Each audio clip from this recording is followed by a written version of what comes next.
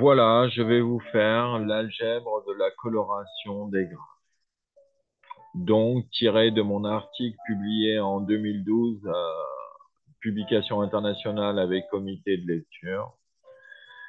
Donc, son titre de mon article, c'est Vectorial Solutions to List Multicoloring Problems on Graph, que j'ai eu l'honneur de faire avec Yves Aubry, AUBRY, et Olivier Tony, TOGN, et moi. Donc, cet article est publié en 2012. Donc, d'abord, je vais vous expliquer la nouvelle algèbre de la coloration des graphes. En fait, cette algèbre vient d'une succession de théories différentes que j'ai compilées pour en faire cette nouvelle algèbre, donc d'un point de vue vectoriel.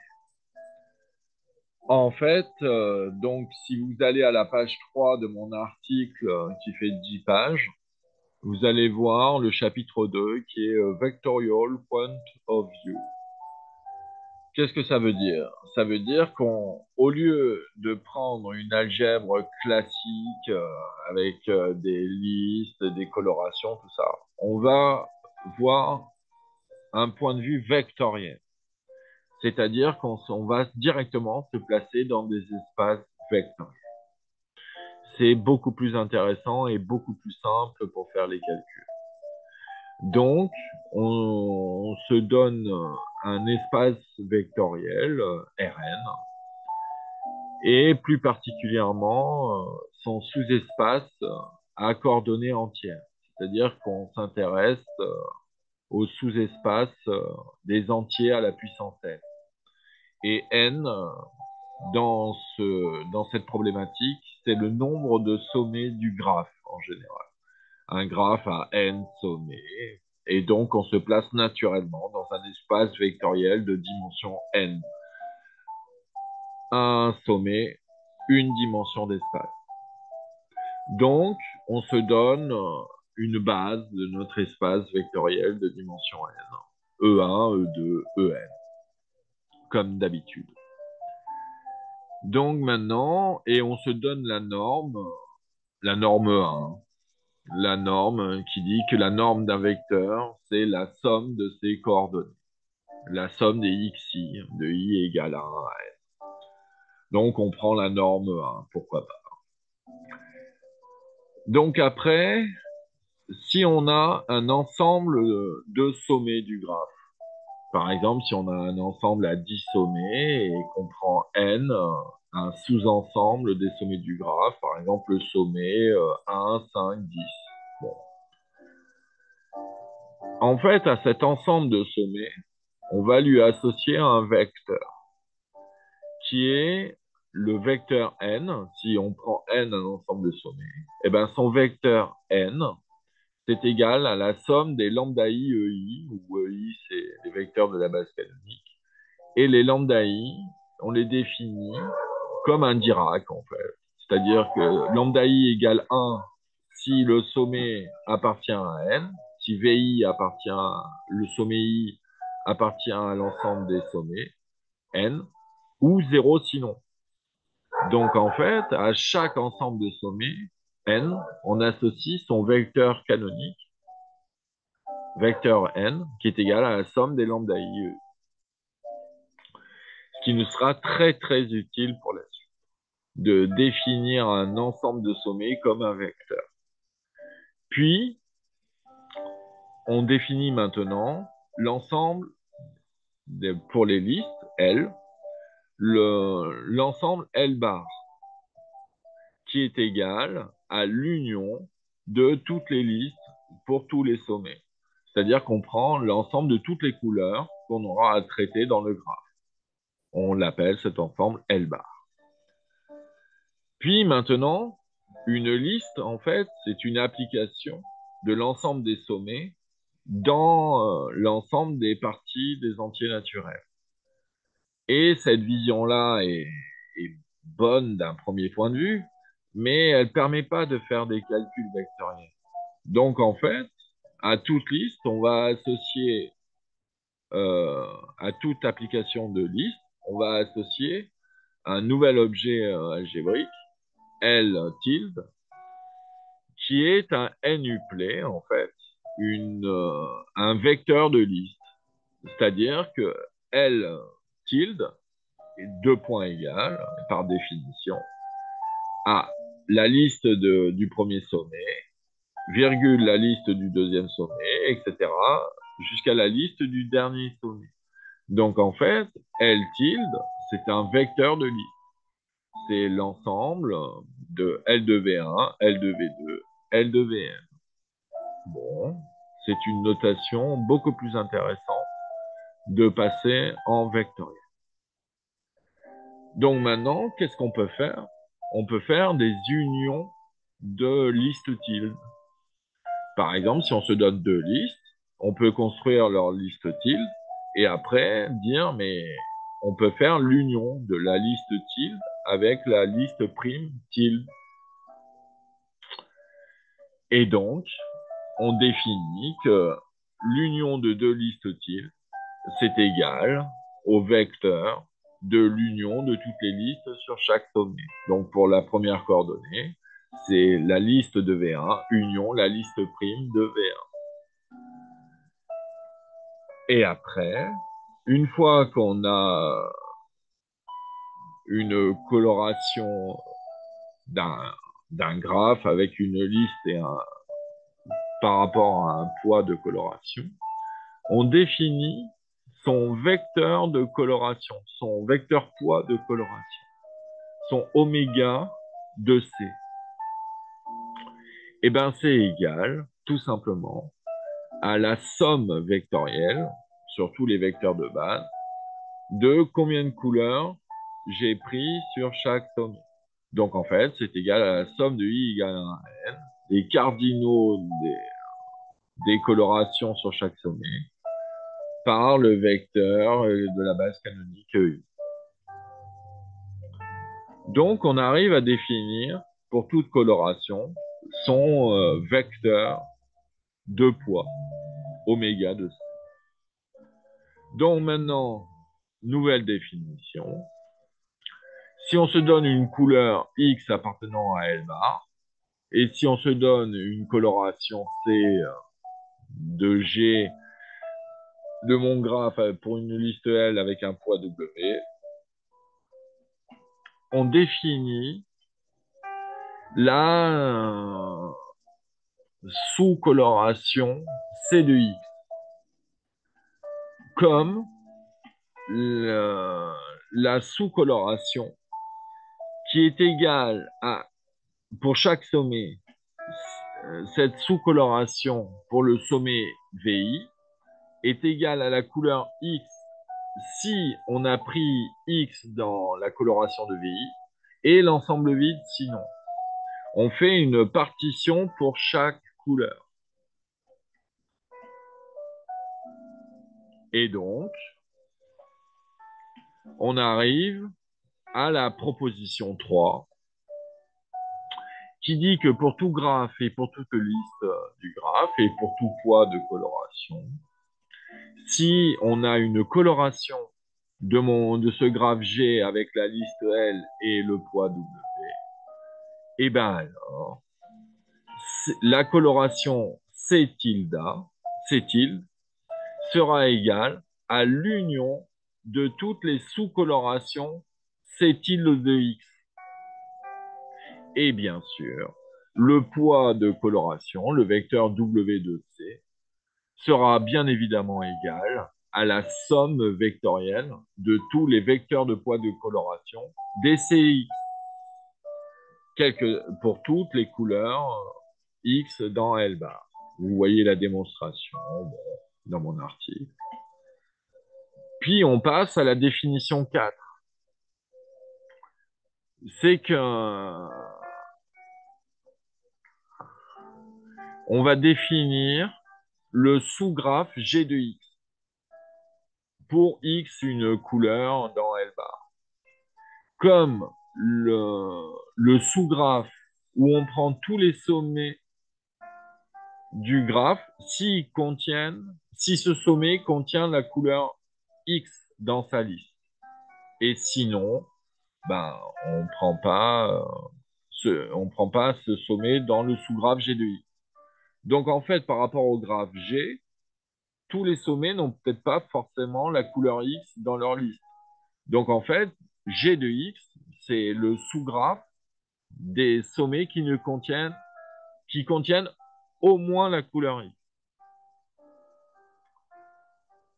Donc, en fait, on arrive à la décomposition que la sous-coloration C de X est en fait une L de X coloration du sous-graphe G de X. Et là, on a vraiment la décomposition canonique de la coloration par cette formule algébrique et ce point de vue vectoriel. Donc enfin, on a fini ce chapitre 2. C'est pas facile, c'est plein de nouveaux concepts mathématiques, il faut digérer. Mais bon, c'est comme ça qu'on arrive enfin à la formule du théorème fondamental que je vous expliquerai dans une prochaine vidéo. Donc maintenant, on passe au chapitre 2.2, les hyperrectangles. Donc pour définir ce que c'est qu'un hyperrectangle, il faut d'abord définir un ordre partiel sur l'espace vectoriel de dimension n. Bon, alors de façon générale, on sait bien qu'il n'y a pas d'ordre total dans un espace vectoriel de dimension n supérieur ou égal à 2. Bon. Mais en revanche, on peut introduire un ordre partiel entre deux vecteurs. Et quel est-il? Si on se donne deux vecteurs x et y, eh ben, quand est-ce qu'on dit que x, le vecteur x, est supérieur ou égal au vecteur y? Eh ben, si et seulement si toutes les valeurs des coordonnées yi sont toutes plus petites que les coordonnées xi. Bon. Alors bien sûr, on se rend compte que c'est pas un ordre total parce que deux vecteurs très différents n'ont aucune raison d'être supérieurs ou égal l'un ou l'autre. En revanche, euh, pour certains types de vecteurs, on a bien cette inégalité. Par exemple, le vecteur que D1 est bien inférieur ou égal au vecteur que D5, par exemple. Donc, une fois qu'on a introduit cet ordre partiel, on peut maintenant définir ce que c'est qu'un hyperrectangle d'un vecteur. Et bien, par définition, l'hyperrectangle R de X, en notation, l'hyperrectangle d'un vecteur X, donc en notation c'est R de X, et ben c'est égal à l'ensemble de tous les vecteurs Y qui sont à coordonnées entières, hein. Ce sont du sous-espace n puissance n, des entiers naturels à la puissance n. Donc tout vecteur Y à coordonnées entières, tel que Y, le vecteur Y est plus petit que le vecteur Y. Et donc ça fait un genre d'hyperrectangle discret, où on ne prend que les valeurs entières. Mais si on faisait toutes les valeurs réelles, ça ferait un joli hyperrectangle. De base, le vecteur nul, et de grande diagonale, le vecteur x, comme on le voit sur le dessin. Donc voilà la définition d'un hyperrectangle. Et maintenant, on étend cette définition à un hyperrectangle d'une famille de vecteurs. C'est-à-dire qu'on a un ensemble de vecteurs x qui est égal à l'ensemble des x1, x2, xk. Donc un ensemble de vecteurs. Et on définit l'hyperrectangle de cet ensemble de vecteurs comme l'union de tous les hyperrectangles de chaque vecteur. Bon, ça nous servira énormément par la suite où on verra le théorème fondamental au niveau du poids de coloration qui sera égal à un hyperrectangle d'un ensemble de vecteurs maximaux. Donc maintenant, on passe au chapitre 2.3, l'ensemble des ensembles indépendants. Donc déjà, on va rappeler ce que c'est qu'un ensemble indépendant de sommets d'un graphe. Eh ben, c'est un ensemble de sommets de telle sorte que si on en prend deux de ces sommets, ils ne soient pas voisins. Bon, un ensemble indépendant. Et puis, qu'est-ce qu'un ensemble indépendant maximal? Ben, c'est un ensemble indépendant qui, de plus, on ne peut pas lui rajouter ne serait-ce qu'un seul sommet de plus, sinon il y aurait des conflits, il y aurait des voisins. Donc, voilà ce que c'est qu'un ensemble indépendant maximal. Donc, euh, on définit maintenant ce que c'est qu'une somme vectorielle d'ensemble de vecteurs.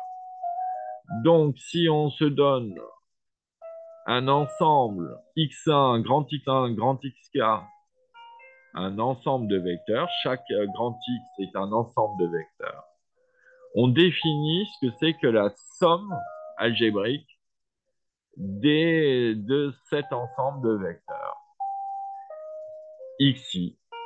Donc, c'est égal, par définition, à toutes les sommes que l'on peut faire avec x1 qui appartient, le vecteur x1 qui appartient à grand x1 et le vecteur petit xk qui appartient à grand xk. On fait toutes les sommes possibles et inimaginables. Et voilà ce que c'est que la somme algébrique des ensembles de vecteurs. C'est pas simple à comprendre. Et puis, on définit un nouvel objet mathématique qui est l'ensemble MIS de H, où H, c'est un sous-graphe quelconque de G, de notre graphe de départ. Donc, qu'est-ce que c'est cet ensemble MIS de H? Un ensemble vectoriel. Eh bien, c'est l'ensemble des sommets vectoriels qui appartiennent donc à l'espace vectoriel des entiers, puissance n, tel qu'à chaque fois, cet ensemble n est un ensemble indépendant maximal de H. Bon. Et maintenant, on finit la partie algébrique de la coloration des graphes par le nouvel objet mathématique qui est l'ensemble Wmax de G de L. C'est l'ensemble des vecteurs maximaux que l'on peut faire à partir d'un graphe G et d'une liste de coloration, une liste de couleurs que l'on a au départ. Donc cet ensemble, c'est Wmax, comme on l'appelle en vectoriel, de des variables G et L. Et ça, c'est égal à quoi? Eh ben, c'est égal à la somme sur toutes les couleurs X qui appartiennent à L bar, à toutes les couleurs de mes listes, de l'ensemble MIS vectoriel, qu'on a défini juste auparavant, des sous-graphes G de X, comme on l'a vu précédemment. Donc cet objet mathématique est fondamental pour le théorème fondamental de la coloration des graphes. C'est ce qui nous donne les poids de coloration maximaux que l'on peut faire pour colorer un graphe G quelconque avec sa liste de couleurs quelconque. Donc je comprends bien que c'est pas facile à digérer tout ça d'un coup, mais bon, il faut apprendre ça et connaître ça par cœur avant de passer au théorème fondamental de la coloration des graphes.